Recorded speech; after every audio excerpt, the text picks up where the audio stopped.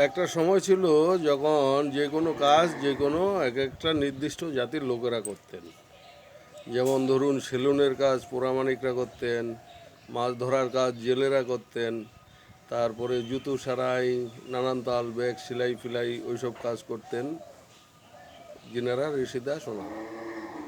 এরকম ভাগ ভাগ ছিল। এখন আর তো কোনো ভাগ নেই, যে কোনো জাতির লোক যে কোনো কাজ করে।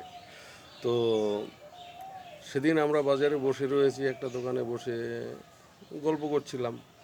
তখন দেখি একটা ছেলে, এই 12-13 বছরের একটা ছেলে গেল দোকানে জুতো সেলাই করবে বলে, যে টান দিয়ে জুতোটা দিল দোকানে, দিয়ে বলল, এ ভাই জুতোটা সেলাই করে দে। তো আমরা তাকিয়ে দেখলাম 12-13 বছরের ছেলেটা, আর যিনাকে বলছে উনি তো ওর বাবার থেকেও বয়সে বড়। তো কোনো সম্মান নেই। আমরা সবাই অবাক।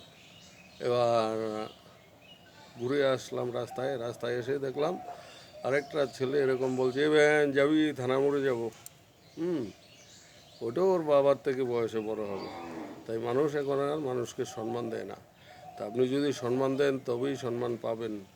তাই সবার কাছে অনুরোধ করছি, সবাই বয়স্কদের সম্মান দেবেন।